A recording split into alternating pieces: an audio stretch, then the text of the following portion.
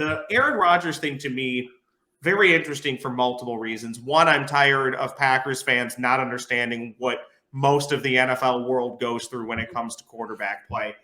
Two, it does relate on a deeper level directly to the Minnesota Vikings, because once the Aaron Rodgers, Deshaun Watson, and Russell Wilson dominoes fall or don't fall, that's when teams will come to the Vikings with pitches for Kirk Cousins, and even maybe even the Cleveland Browns for the Baker Mayfields of the world.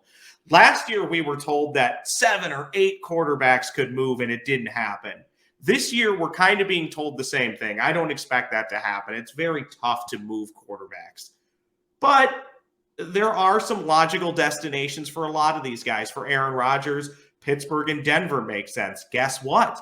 For Kirk Cousins, Pittsburgh and Denver also make sense. But I don't think Kirk Cousins is going to be these teams' first choice. So you need the dominoes to fall into place. And then, of course, we need dominoes to fall into place with the Vikings. Very, very interesting, Daniel House. I'm sad to admit this, but I'm just giddy today. I'm so giddy. In a weird way, yes, I kind of am that Vikings fan. More giddy today than probably if the Vikings would have won a playoff game. And I know that that's sad to admit, but I honestly, every year I live in fear that the Packers are going to win the Super Bowl. And this year I believed it more so than others. And for it to end that quickly in that fashion, it's just incredibly delightful, and I love it. I love every bit of it.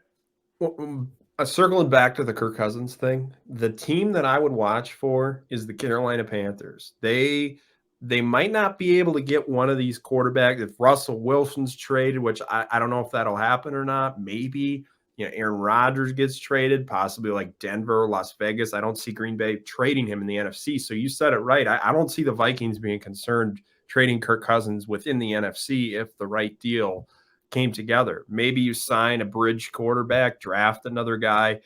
I think Cousins will be a hotter commodity this year, from a value perspective, because like you said, if you miss out on a couple of those top options via the trade market, the quarterback class is weaker in the draft this year. So the Vikings could possibly fetch some nice compensation, and it comes down to how much of the contract are they willing to take on. Maybe the Vikings say, hey, we'll take on $10 more million and you give us a higher draft pick, for example. So this offseason, I'm fascinated. We'll see who the GM is.